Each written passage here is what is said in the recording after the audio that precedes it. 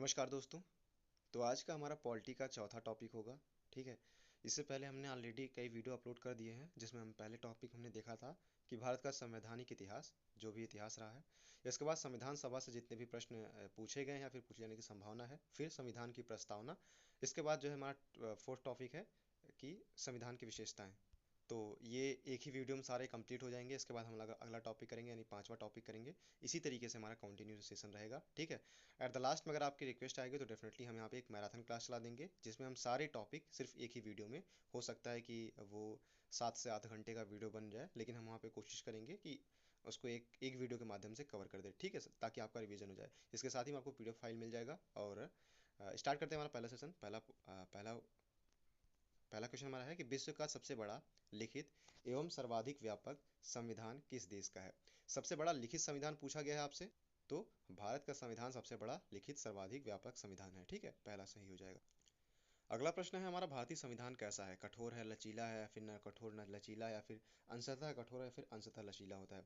इसका अर्थ क्या होता है कि कठोर संविधान उस संविधान को कहते हैं, जैसे अमेरिका का संविधान। उसमें आप अगर संशोधन करना चाहेंगे, ठीक है, तो इतनी आसानी से संशोधन नहीं हो जाएगा। ठीक है, किसी भी टॉपिक पर। लचीला क्या होता है? जैसे स्विट्जरलैंड का संविधान, तो उसमें क्या होता है कि बड़े आसानी के साथ में आप संविधान संशोधन कर सकते हैं। जबकि भारत जो है वो अंशतः कठोर भी है और लचीला भी है, यानी कई मामलों में आप संवैधानिक संशोधन सामान्य बहुमत से कर सकते हैं, लेकिन कुछ ऐसे एरियाज हैं जिसमें आपको विशेष बहुमत की जरूरत पड़ेगी। यानी कठोर और अंशतः कठोर या फिर लचीला, यानी फ्लेक्सिबल का मिला जुला रूप है, रिजिड एंड फ्लेक्सिबल का। तो ऑप्शन हमारा डी सही हो जाएगा। ठीक है। वहीं अगला प्रश्न आपसे पूछा गया है 3 नंबर, कि भारत का संविधान किस प्रकार का है? नम्य है, अनम्य है, या फिर नम्य और अनम्य है, या फिर इनमें से कोई नहीं। तो भारत का संविधान जो है कहीं ना कहीं सबका मिला जुला रूप है। ठीक है। आप देखेंगे कि कई संविधानों का जो है अध्ययन करने के बाद ही हमारे संविधान सभा के जो सदस्य थे, तब हमारे संविधान का निर्माण हुआ। कहीं ना कहीं 1935 से लेकर के ब्रिटेन के संविधान से, आयरलैंड के संविधान से, साथ ही साथ में अमेरिका, ऑस्ट्रेलिया, सभी के संविधानों से कुछ न कुछ हमारे संविधान में लिया गया है। तो एक तरीके से अगर हम कहें तो यहाँ पे सभी का मिला जुला रूप है। अगला प्रश्न हमारा है चौथा नंबर, कि भारत के संविधान में भारत को क्या माना गया है? एक अर्धसंघ, या स्वतंत्र राज्यों का एक संघ, या राज्यों का एक यूनियन, या इनमें से कोई नहीं। तो राज्यों का एक यूनियन माना गया है भारत, जो कि राज्यों का एक संघ है। ठीक है, अनुच्छेद 1 में कहा भी गया है साफ साफ तरीके से। तो ऑप्शन हमारा सी जो है वो सही हो जाएगा। इसी प्रकार से हमारा अगला प्रश्न की बात करें, पांचवा नंबर, हमारा पांचवा प्रश्न है कि भारत एक धर्मनिरपेक्ष देश है। इसका तात्पर्य क्या है? कि सभी नागरिक कानून के सामने समान हैं, या फिर उसका राज्य स्तर पर कोई धर्म नहीं है, या फिर सभी वयस्कों को चुनाव में मत देने का अधिकार है। ठीक है, तो मत देने का अधिकार, भाषण देने का अधिकार, कानून के सामने सभी समान है, तो छिछली बातें हैं। ठीक है, सिंपल सा परिभाषा है कि राज्य का कोई भी धर्म नहीं होगा। धर्मनिरपेक्ष राज्य मतलब सभी धर्म सर्वधर्म संभव, यानी सभी धर्म जो है समान रूप से एक तरीके से देखे जाएंगे। वहीं छठवां नंबर प्रश्न है आपका कि निम्नलिखित कथनों में से सही कौन सा है, वो आपको छांटना है। भारतीय संविधान अध्यक्षात्मक है, भारत एक नाम मात्र का राजतंत्र है, भारत एक कुलीन तंत्र है, या फिर भारत एक संसदात्मक प्रजातंत्र है। ठीक है। देखिए, यहाँ पे कहा गया है, तो सिंपल सी बात है कि भारत एक संसदात्मक प्रजातंत्र है। ठीक है। अध्यक्षात्मक संविधान का एक आपको उदाहरण देना है कमेंट बॉक्स के माध्यम से। आपके उदाहरण ऑप्शन है अमेरिका, ब्रिटेन, स्विट्जरलैंड, या फिर आयरलैंड। इन चारों में से आपको एक ऑप्शन देना है। डेफिनेटली मैं उम्मीद करता हूँ कि आप इसका आंसर जरूर देंगे। तो जहाँ पे कार्यपालिका का निर्माण संसद के द्वारा होता है, वहाँ पर संसदात्मक प्रजातंत्र होती है। ये थोड़ी डेप्थ वाली चीज़ें हैं। ठीक है। तो इसको आप थोड़ा सा, क्योंकि आपका ये बेसिक चीज़ें हैं, तो आप अगर आगे क्लास में, अभी मेन मोटो क्या है हमारा? ठीक है, मेन मोटो हमारा है एंट्रेंस एग्जाम दे करके प्रवेश पाना। इसके बाद आप तैयारी डेप्थ में कीजिएगा। अगली हमारी चीज है कि 7वां नंबर यहाँ पे पूछा गया है कि भारतीय संविधान के संबंध में कौन सा कथन सही है। ये आपको बताना है कि जो संविधान है उसके लिए कौन सा कथन सही है। यह एक मौलिक संविधान है, यह दूसरे देशों का संविधान से प्रभावित है, यह दूसरे देशों के संविधान से बिल्कुल नकल है, बिल्कुल नकल तो नहीं है, या फिर उपयुक्त सभी कथन गलत है, ये भी नहीं हो सकता। तो कहीं ना कहीं प्रभावित तो है। ठीक है। तो सभी संविधानों से कुछ ना कुछ लिया गया है, इसलिए हम कह सकते हैं कि जो भारतीय संविधान है वह दूसरे देशों के संविधान से प्रभावित है। वहीं अगला प्रश्न हमारा 8वां नंबर, 8वां प्रश्न क्या है, देख लेते हैं कि निम्नलिखित में से कौन सा कथन सही है। पहला कथन, भारत का संविधान भारत में संसदीय पद्धति की सरकार की व्यवस्था करता है। दूसरा कथन, भारतीय संविधान द्वारा स्वतंत्र न्यायपालिका की स्थापना की गई है। सही बात है। सब भारतीय संविधान में विधि के शासन की व्यवस्था है, यह भी सही बात है। तो ये सही कथन हो जाएंगे सभी। तो उपयुक्त सभी कथन जो है वो सही है। यानी भारत में क्या है, पहली बात तो संसदीय पद्धति को अपनाया गया है, ठीक है। दूसरी बात क्या है कि स्वतंत्र न्यायपालिका है, ठीक है। और क्या है कि विधि का शासन है। इस तरीके से आप यहाँ पे संविधान की विशेषता के अंतर्गत देख सकते हैं। वहीं अगला प्रश्न आपसे पूछा गया है 9 नंबर, कि निम्नलिखित में से कौन सा कथन सही नहीं है, ये आपको बताना है। भारतीय संविधान निर्मित, लिखित और सर्वाधिक व्यापक है। सही बात। भारत का संविधान प्रभुत्व संपन्न, लोकतंत्रात्मक, पंथ निरपेक्ष तथा समाजवादी संविधान है। सही बात। भारतीय संविधान में मूल अधिकारों को समाविष्ट किया गया है। संविधान के प्रवर्तन के समय से ही संविधान संविधान में मूल कर्तव्य शामिल थे। ये बात यहाँ पे खटकती है, तो ऑप्शन डी हमारा सही हो जाएगा। ठीक है, बाकी कथन तो सही है, लेकिन यहाँ पर जब संविधान का निर्माण हो गया था तो उसमें मूल कर्तव्य शामिल नहीं थे। मूल कर्तव्य बाद में शामिल किए गए, ये हमने पिछली कक्षा में देख चुके हैं। किस संविधान संशोधन के द्वारा शामिल किया गया था और किस सन में शामिल किया गया था मूल कर्तव्य, ये आपको कमेंट बॉक्स के माध्यम से बताना है। बाकी विशेषताओं को अगर देखें तो भारतीय संविधान जो है वो निर्मित भी है, लिखित भी है और सर्वाधिक व्यापक भी है। दूसरी विशेषता क्या है कि भारत का संविधान प्रभुत्व संपन्न भी है, लोकतंत्रात्मक भी है, पंथ निरपेक्ष भी है और समाजवादी विशेषता भी है। ठीक है। वहीं भारतीय संविधान में मूल अधिकारों को समाविष्ट किया गया है। ठीक। वहीं अगला प्रश्न आपसे पूछा गया है 10वां नंबर, कि निम्नलिखित में से कौन सा कथन सही है। पहला कथन, भारतीय संविधान में कई विदेशी संविधान के तत्वों को समावेश किया गया है। भारतीय संविधान एकल नागरिकता का प्रावधान करता है। सही बात। भारतीय संविधान वयस्क मताधिकार की व्यवस्था भी करता है। तो सभी कथन यहाँ पे देखा जाए सही है। क्या है कि कई विदेशों से जो है समावेश किया गया है और एकल नागरिकता का प्रावधान भी है और वयस्क मताधिकार की व्यवस्था भी की गई है। इस तरीके से हमारा उपयुक्त कथन सही हो जाता है सभी। वहीं अगला प्रश्न हमारा है, भारत का संविधान क्या है, कठोर और लचीला का मिला जुला रूप है। तो कठोर कम है लेकिन लचीला जो है अधिक है। ठीक है, कुछ ही मामलों में जो है विशेष मताधिकार की आवश्यकता पड़ती है, जबकि सामान्य हम यहाँ पे देखें कोई भी अगर बिल पारित करना हुआ तो सामान्य बहुमत से वो बिल पारित हो जाता है। वहीं अगला प्रश्न आपका 12 नंबर है। 12 नंबर में पूछा गया है कि भारतीय संविधान का स्वरूप किस प्रकार का है, एकात्मक है, पूर्णतया संघात्मक है, संरचना में संघात्मक, भावना में एकात्मक है, या फिर भावना में संघात्मक या संरचना में एकात्मक है। तो संरचना में अगर देखा जाए तो संघात्मक रूप में दिखाई दे पड़ता है, और जबकि वही भावना में देखा जाए तो भावनात्मक रूप से एकात्मक संविधान है हमारा। अगला प्रश्न आपसे पूछा गया है 13 नंबर, कि भारतीय संविधान भावना में एकात्मक है, क्यों। यानी भावना में एकात्मक का अर्थ क्या है, यह आपसे पूछा गया है। केवल संसद को संवैधानिक संशोधन प्रक्रिया आरंभ करने का अधिकार है, या फिर कुछ स्थितियों में संसद को राज्य के लिए कानून बनाने का अधिकार है, या अखिल भारतीय सेवाओं के कारण, या उपयुक्त सभी। तो ये उपयुक्त सभी कथन जो है दर्शाते क्या है कि भारतीय संविधान भावना में एकात्मक है। ठीक है, यानी अगर भाव देखा जाए भाव रूप से एक है। यानी केवल संसद को संवैधानिक संशोधन प्रक्रिया करने का आरंभ है, ये बात सही है। और कुछ स्थितियों में संसद को जो है राज्य के लिए कानून बनाने का भी अधिकार दिया गया है। और साथ ही साथ में अखिल भारतीय सेवाओं के कारण भी भारतीय संविधान जो है भावना में एकात्मक है। अगला प्रश्न आपसे 14 नंबर यहाँ पे पूछा गया है कि भारतीय संविधान के संदर्भ में कहा जाता है कि यह एक मौलिक संविधान है, वकीलों का स्वर्ग है, विकासशील संविधान है, या तानाशाही संविधान है। तो इसके जो है विपक्ष में कहते हैं लोग कि भारतीय संविधान तो बहुत बड़ा लंबा है, और दूसरी बात यहाँ पे कहा गया है कि वकीलों का यह स्वर्ग है। तो इस तरीके से हमारा ऑप्शन बी जो है सही हो जाता है, वकीलों का स्वर्ग कहा गया है।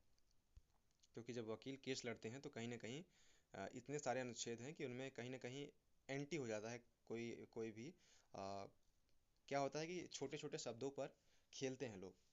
क्या हुआ, एक कहानी मैं सुनाता हूँ, ठीक है। एक दादाजी थे, ठीक है, उनके दो बच्चे थे।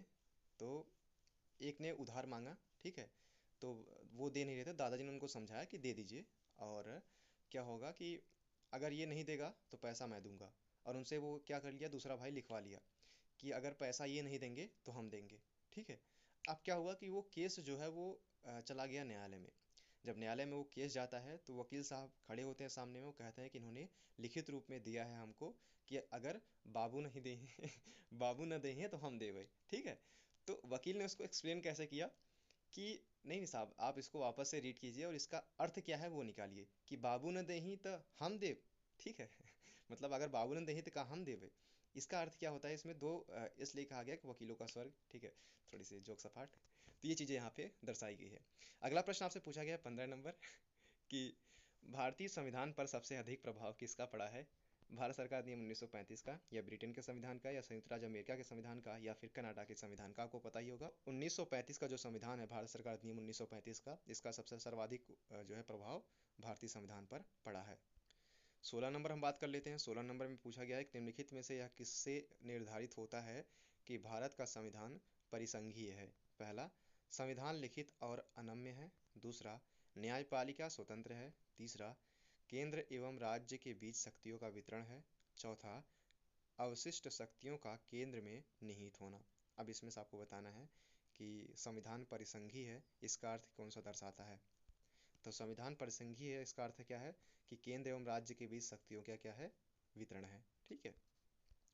वहीं अगला प्रश्न आपसे पूछा गया है 17 नंबर कि भारत में प्रजातंत्र इस तथ्य पर आधारित है, जो प्रजातंत्र है किस तथ्य पर आधारित है कि संविधान लिखित है, यहाँ मौलिक अधिकार प्रदान किए गए हैं, या जनता से सरकारों को चुनने तथा बदलने का अधिकार प्राप्त है, या यहाँ राज्य के नीति निर्देशक तत्व है। तो सी कहीं ना कहीं ऑप्शन सही होता है। ठीक है, क्योंकि जनता को जो है सरकार चुनने का और बदलने का अधिकार दिया गया है, इसलिए भारत क्या है, एक प्रजातंत्र राज्य है। ठीक।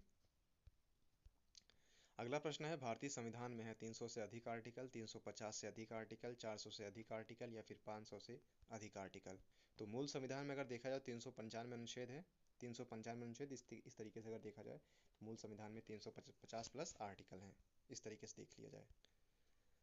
अगला प्रश्न आपसे 19 नंबर पूछा यहाँ पे गया है कि भारत में किस प्रकार की शासन व्यवस्था अपनाई गई है? अमेरिका अध्यक्षात्मक प्रणाली, ब्रिटिश का संसदात्मक प्रणाली, या फ्रांसीसी का अध्यक्षात्मक प्रणाली, या सामूहिक मंत्रिमंडलात्मक प्रणाली? तो आपको साफ साफ पता होगा, ब्रिटिश की संसदात्मक प्रणाली को भारतीय संविधान में अपनाया गया है। अगला यहाँ पे देखें, लास्ट क्वेश्चन यहाँ पर इस सेट का। तो पहला प्रश्न है 20 नंबर है कि भारतीय राजनीतिक व्यवस्था में इनमें से कौन सर्वोच्च है? सर्वोच्च न्यायालय, संविधान, संसद, या धर्म? सबसे सर्वोच्च है संविधान। तो ऑप्शन हमारा बी जो है वो सही हो जाता है। अगला प्रश्न आपका है, पहला प्रश्न यहाँ पे देख लेते हैं कि भारतीय संविधान के वृहद होने का कारण क्या है?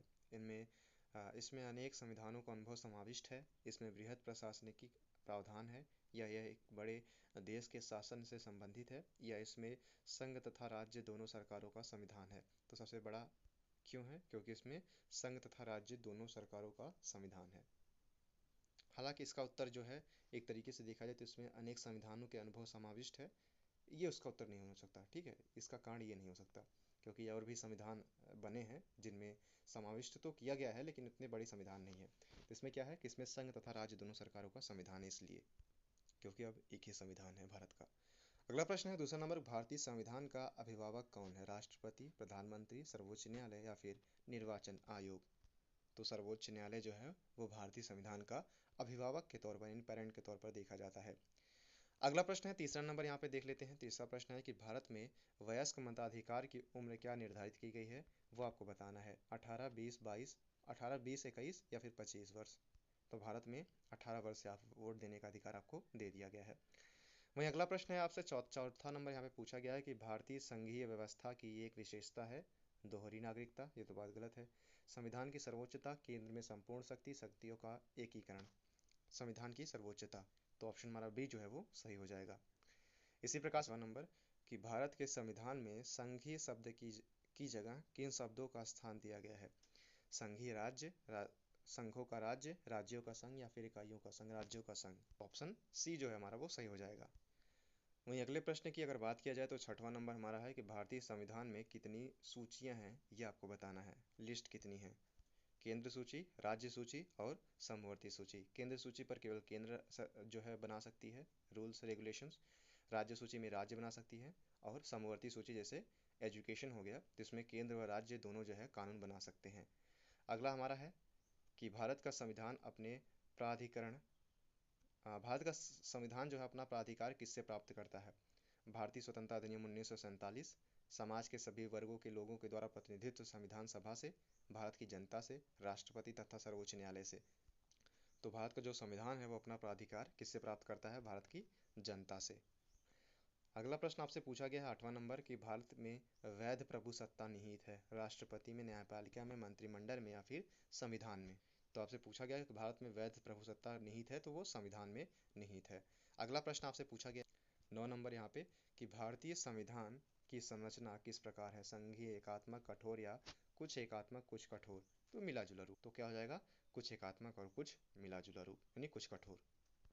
10वां नंबर आपसे पूछा गया। 10वां नंबर यहाँ पे क्या है, थोड़ा सा लेंदी है लेकिन इसको ध्यान से समझिएगा, क्योंकि इसमें 4 क्वेश्चन एक ही साथ में समाहित कर दिए गए हैं। भारत के संविधान के अधीन निम्न कथनों में से कौन सा कथन सही है? पहला, संविधान सर्वोच्च है। दूसरा, संघ और सरकारों के बीच शक्ति का स्पष्ट विभाजन है। सही बात है, पहला भी सही बात है। संविधान के संशोधनों के लिए विविध प्रक्रिया का अनुसरण करना होता है। सही बात है। संघ की संसद तथा राज्य विधानसभाएं संप्रभु है। मूल अधिकारों की परिधि को निर्धारित करने के लिए संविधान को उद्देशिका का अवलंब नहीं लिया जा सकता। ये बात तो गलत है। तो 1, 2 और 3 सही है, जबकि चौथा और पांचवा गलत है। चौथा क्या था कि संघ की संसद तथा राज्य विधानसभाएं संप्रभु है। नहीं, संप्रभु तो संविधान है, ठीक है।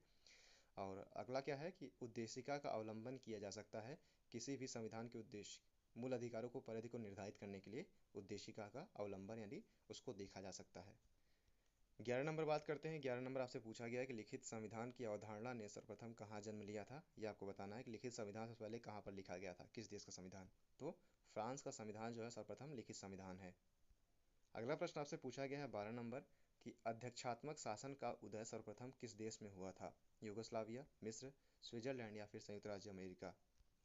तो संयुक्त राज्य अमेरिका, ठीक है।